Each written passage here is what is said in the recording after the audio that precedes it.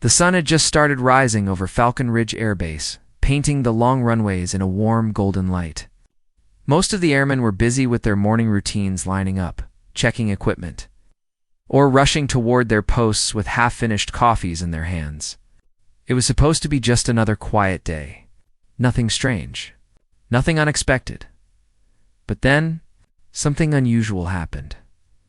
At exactly 6:18 a.m., an old man appeared at the far end of the base road. No car. No escort. No visitor badge. No explanation. Just an old man walking slowly, calmly, like the entire military base belonged to him. He wore a simple red jacket, faded jeans, and dusty old shoes. His white hair moved gently in the morning wind, and his mustache covered half his mouth. He wasn't tall, he wasn't strong-looking, and he didn't seem dangerous at all. Yet the way he walked, something felt off. He walked like a man who had taken this path 1,000 times before. Airman Lewis was the first to notice him. Lewis was young, strict, and extremely serious about rules.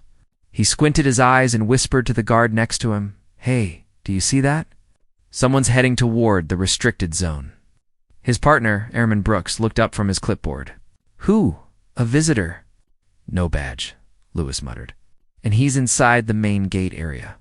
"That's not right," Brooks frowned. "Should we call it in?" Lewis shook his head. "No, let's check it out first. Could be someone lost." Deep inside, Lewis felt something strange, like the old man wasn't lost at all. The old man kept walking, not fast, not slow, but with purpose. His eyes stayed focused ahead, and his face didn't show fear, confusion, or worry. Most civilians who accidentally entered the wrong area usually looked scared or embarrassed. This man looked like he knew exactly where he was. When Lewis and Brooks approached him, the old man didn't stop. "Sir?" Lewis shouted. "This is a restricted zone. Please remain where you are." The old man didn't react, not even a blink. "Sir," Lewis repeated, louder this time. "Stop immediately." Still nothing. The old man just kept walking, toward the deserted training hangar a few yards away. His steps were steady, calm, almost too calm. Brooks' voice dropped. "Lewis, he's ignoring us." Lewis felt his heartbeat quicken. "Yeah, and that's not normal." Both airmen stepped in front of him to block his path. "Sir, you must stop right now," Lewis said firmly.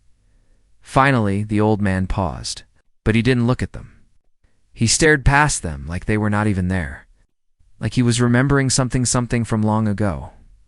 Lewis felt a chill run down his spine. "Brooks." "Sir, are you okay? Do you need help?" Slowly, the old man lifted his head. His eyes were pale, tired, yet strangely sharp. Eyes that had seen too much. Eyes that didn't fear anything, not even to armed soldiers blocking his way. His voice came out soft, almost a whisper. "I am where I need to be." Brooks frowned. "Sir, you can't be here without permission." The old man remained silent. Lewis decided to take control. "Sir, you must come with us. We need to verify your identity." For the first time, the old man looked directly at Lewis. His gaze was calm to calm. It wasn't the gaze of someone confused. It was the gaze of someone who had survived storms these young airmen could not imagine. After a long, heavy moment, he finally spoke again. "Do what you must." His answer didn't sound scared. It sounded like a challenge. Lewis and Brooks exchanged a confused look.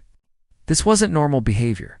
Civilians usually apologized, explained themselves, or at least seemed nervous.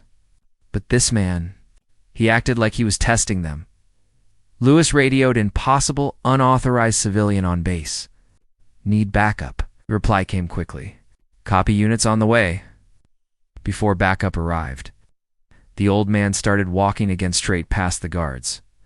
Lewis stepped forward and grabbed his arm. "Sir, stop!" The old man didn't resist, but he also didn't show any emotion. He looked ahead as if the hangar was pulling him toward it. Then things got tense. 4 more airmen arrived, surrounding the old man from all sides. Their boots hit the pavement hard, echoing through the empty space. "Sir." "You are trespassing on federal property," one of them said. "We need to take you for questioning." The old man sighed softly, like he had been through far worse situations. He didn't raise his voice. He didn't argue. He didn't fight. He just said one sentence: "Take me to your commander." The airman froze. Brooks whispered, "What? Who talks like that?" Lewis felt a strange tightness in his chest. The old man wasn't scared. He wasn't confused. He wasn't lost. He was acting like he belonged there more than any of them. The airman, unsure what else to do, gently forced him to move toward a small security room near the main gate. The old man didn't resist, but walked at his own slow pace, almost guiding them instead of being guided. As they walked, more airmen stopped to stare. Some whispered, "Who is that old man? Why is he inside the restricted zone?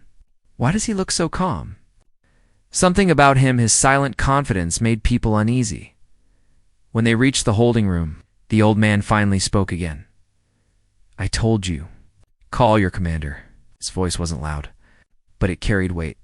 It carried history. Lewis felt something tighten in his stomach. Who is this man? Why did he walk into the base like he had every right? Why did he keep asking for the commander? And the biggest question of, why didn't he look scared? The airmen didn't know it yet. But this was no ordinary civilian. This man carried a past that would shake the entire base. A past that none of them were prepared to face. And soon, they would learn the truth, eh? The truth that would change everything. The old man sat quietly on the metal chair inside the small holding room. The room was cold, empty, and silent. Only a single buzzing light hung above him, making his shadow stretch long across the floor. He didn't move. He didn't speak. He didn't even blink much. Outside the door, the airman whispered nervously, "What's wrong with this guy?" Brooks muttered, pacing back and forth. Lewis crossed his arms. "I don't know, but he's not normal. No civilian acts like this." Another airman, Carter, joined them. "He keeps saying the same thing. Call your commander. That's all. Like he expects us to obey him." Brooks lowered his voice. "And did you see his eyes? He doesn't look scared. He looks trained." Lewis nodded slowly. "Yeah, like he's been through things we can't even imagine." None of them wanted to admit it out loud, but all of them felt the same strange thought. This old man was too calm, too confident, too familiar with danger. Inside the room, the old man lifted his head and looked around slowly. He studied the walls, the camera, the ceiling, and the lock on the door, not with fear, but with recognition. Asterisk. He had seen rooms like this before, maybe decades ago. Maybe in places the younger airmen had only read about. Minutes passed, then 10, then 15. Finally, Lewis stepped inside with a clipboard. "Sir, we need your full name," he said, trying to keep his voice firm. "You entered a restricted area. We must verify your identity." The old man didn't answer. Lewis tried again, louder. "Sir, your name." No response. The only sound was the buzzing light and Lewis's growing frustration. Brooks entered behind him. "Sir, please work with us. We're trying to help you." Still nothing. It was like the old man was waiting patiently, calmly, like time had no meaning for him. Lewis sighed and leaned forward. "Look, we need to know who you are." Slowly, the old man turned his head toward him. His voice came out steady, clear, controlled. "Call your commander." Lewis stepped back slightly, surprised by the firm tone. "Sir, you can't order us," the old man interrupted him calmly. "Your commander will know who I am." Brooks whispered to Lewis, "Man, this is weird." Lewis didn't want to admit it, but the old man's voice carried something powerful, like authority, but deeper, older. Not something learned from books. Something earned. Lewis glanced at the camera in the corner. The security team watching must have heard everything. Within 2 minutes, the phone on the wall rang. Lewis picked it up. "Yeah. Yes, sir. No ID. Won't speak. Keeps asking for the commander, okay?" "Understood." He hung up and looked at the others. "They're sending someone to evaluate him. Higher level security." "Right." Brooks raised an eyebrow. "Higher level. For him?" Lewis nodded. "Yeah, Something's not right. Inside the room, the old man closed his eyes again. But his breathing remained steady. His hands rested calmly on his lap. No shaking. No panic. He was in complete control. Soon, 2 military police officers arrived. They entered with serious faces, scanned the old man, checked his pockets, and searched for any sign of identification. Nothing. No ID, no wallet. No phone, no documents. Not even a key. It was like he had walked out of thin air. One officer said, "Sir, why don't you have ID?" The old man opened his eyes. "Because I don't need it here." The officer frowned. "Everyone needs ID on base." "Not me," the old man said. Something in his tone made both officers pause. It wasn't arrogance. It was certainty. Like he was speaking a truth they didn't understand yet. The officers stepped out of the room, leaving the old man alone again. Brooks, watching through the small window, whispered, "Lewis, what if he's some retired commander or something?" Lewis shook his head. "Old commanders still carry ID, and they don't walk into bases like this? Then who is he?" Brooks muttered. Lewis looked through the window again. The old man sat in the chair like it belonged to him, like the room belonged to him, like the entire base belonged to him. "I don't know," Lewis said softly, "but he's not ordinary." Minutes later, a senior intelligence officer arrived, a stern-looking man named Captain Warren. He entered with a tablet in his hand and approached the old man. "Sir," Warren said, "we need your name for identification. We can't help you unless you give us something." The old man looked up at him, and for the first time, a faint smile touched his lips. "You already know who I am," he said. Warren hesitated. "No, sir, we do not." "You will," the old man said gently. "Call your commander." Warren studied him carefully. His wrinkles, the scars on his hands, the way he sat. The tone of his voice, everything pointed toward one conclusion. This man had military experience. Deep military experience. Possibly special operations. Possibly classified. Warren eyed the tattoo on the old man's arm, the faded one Lewis had noticed earlier. His eyes widened slightly. "Where did you get that tattoo?" Warren asked. The old man didn't answer. Warren leaned closer. "Sir, this marking? It's from a unit that was disbanded 40 years ago." The old man looked at him calmly. 42. Warren froze. He hadn't said the year. He hadn't said the exact number, but the old man corrected him anyway. Lewis, standing outside the door, whispered, "Bro, did he just—" Brooks nodded slowly. "Yeah, he knows stuff."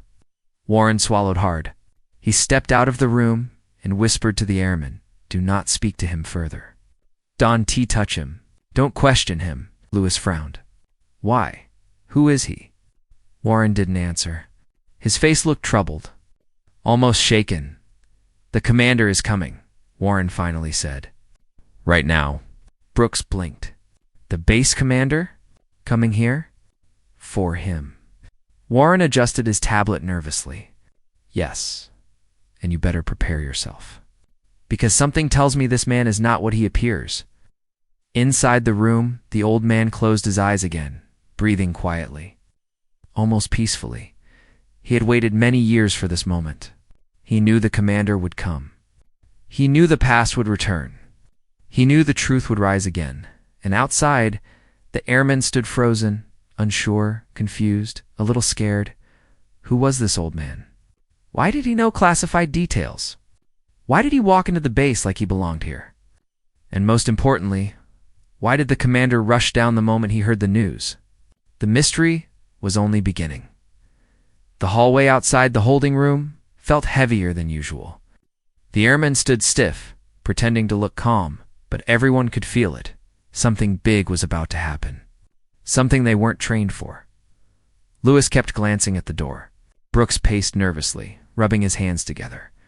Carter stood near the corner, trying not to look scared, but failing miserably. What time did they say the commander would arrive? Carter whispered. Lewis checked his watch. "Any minute now?" Brooks shook his head.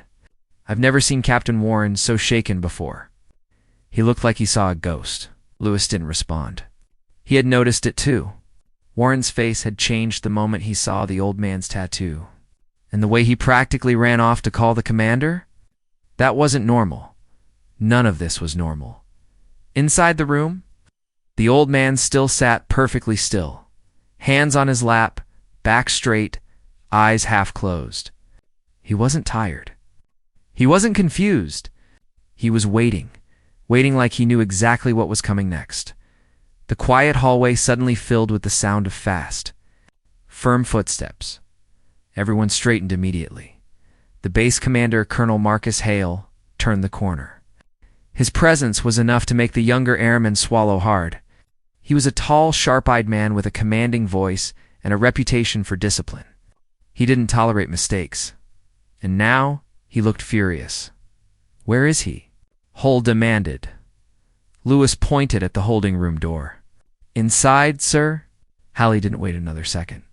He marched straight to the window and looked inside. The moment his eyes landed on the old man, everything changed. His body froze.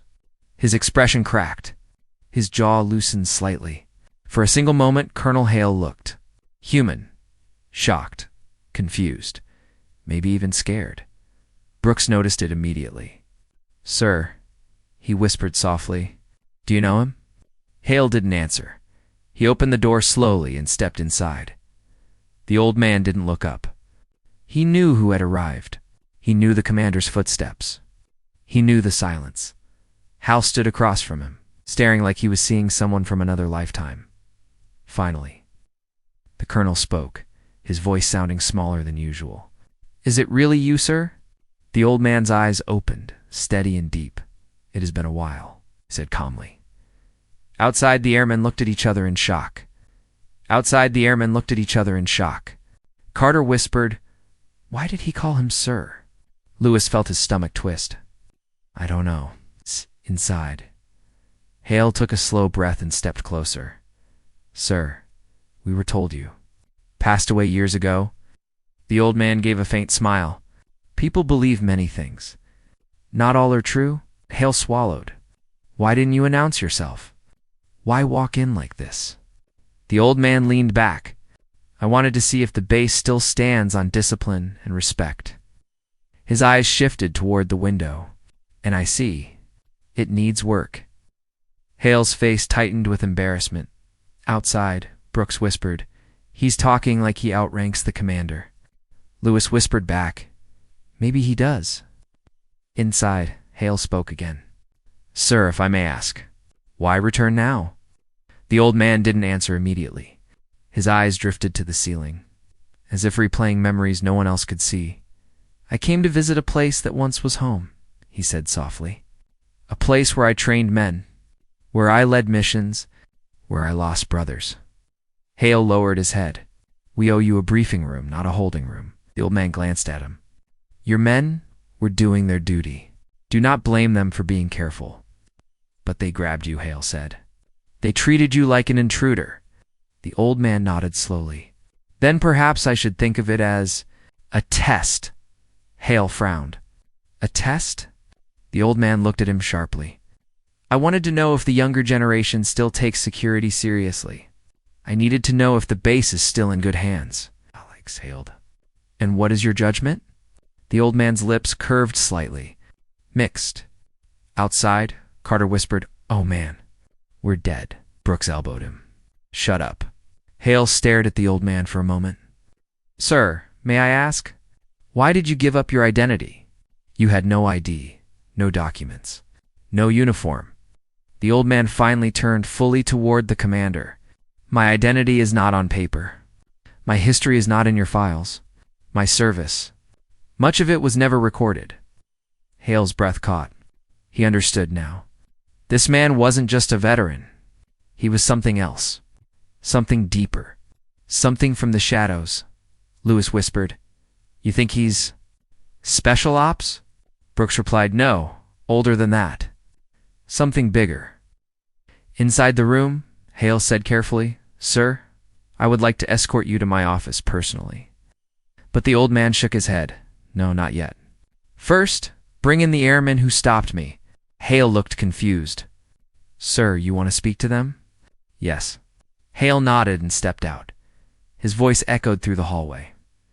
Airmen. Inside now, Lewis, Brooks, and Carter looked at each other, their faces pale. Why us? Carter whispered. Because we grabbed him, Lewis said. Now shut up and walk. They stepped inside slowly, like students about to face a headmaster after breaking something valuable. The old man watched them enter. His gaze wasn't angry, but it was heavy, sharp, and commanding. Lewis stood straight. Brooks avoided eye contact. Carter's hands trembled slightly. The old man looked at them one by one. You followed protocol, he said simply. You saw someone where they should not be. You acted. That is good. The airmen exchanged confused looks, but the old man continued. You failed to see something deeper. Lewis frowned. Sir, what do you mean? The old man leaned forward. You saw an old man? A harmless man. You did not ask yourself the real question. Lewis swallowed. Which question, sir? The old man's eyes narrowed. What is an unarmed old man doing walking into a restricted military zone? Without fear? Brooks felt the answer punch him in the chest. Lewis took a step back. Carter whispered, Oh, God. The old man nodded. Only two types of people walk fearlessly into danger, he said quietly. Those who know nothing, and those who know everything. Airmen felt the room's temperature drop. Even Hale looked shaken. The old man stood up slowly, the first time he had moved in hours. His posture was perfect. His presence powerful, his silence louder than any shout. He stepped toward the airman. When a man shows no fear, he said, You must ask why. Stopped right in front of them, and you must be ready for the answer. The old man turned to Hale. Now, he said calmly, we may go to your office. Hole nodded quickly. Yes, sir. The old man walked out of the room, leaving the airmen frozen, confused, shaken, and full of questions. One thing was clear. This man was no ordinary veteran, and the truth about him was still hidden in the shadows. The real story was only beginning. Colonel. Hale led the old man through the long hallway, and every airman who saw them moved aside instantly. No one knew who the old man was, but everyone felt it. This was someone important. Someone powerful. Someone who carried history inside him. Hale opened the door to his office and gestured for him to enter. Please, sir.